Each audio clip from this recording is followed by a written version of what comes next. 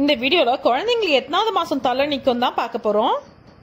சில குழந்தைங்களுக்கு 3 மாசத்துல தலை நிக்கும், அப்படி இல்ல 4 மாசம் ஆகும். கொஞ்சம் பாப்பா குண்டா இருந்துச்சு, கொஞ்சம் தலை பெருசா இருந்துச்சுன்னா 5 மாசம் வரைக்கும் ஆகுங்க. சில பேருக்கு 5.5 மாசம் கூட ஆகலாம். நல்லா குழந்தைங்களுக்கு தலை நிக்கணும். அம்மாங்க நிறைய ஆட்டுக்கறியோ ஆட்டு இறைச்சியோ அப்புறமா ஆட்டு தலை சாப்பிடணும். ஆட்டு தலை சாப்பிட்டனால குழந்தைங்களுக்கு சீக்கிரமா தலை நிக்கிறது இல்லாம முது வலுப்படுங்க. நம்ம நிறைய பால் குடிச்சா குழந்தைங்களுக்கு ஈஸியா தலை நின்னுடுங்க. நம்ம உடம்புல இருக்க கால்சியம் தான் கன்வெர்ட் ஆகி குழந்தைங்களுக்கு பாலா போகுது. சோ நம்மளும் ரெகுலரா பால் குடிக்கணும். டெய்லி 2 வேளை குடிக்கிறது பழக்கமா வச்சுங்க.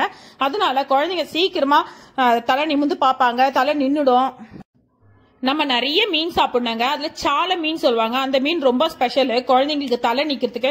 அந்த மீன் நம்ம ரெகுலரா சாப்பிட்டனாலையும் குழந்தைங்களுக்கு ஈஸியா தலை நிக்கும். குழந்தைங்கள பாயில படுக்க வைக்கணும், அப்படிலாம் பெட்ல படுக்க வைக்கணும், அப்படிலாம் ஏனையில படுக்க வைக்கணும்.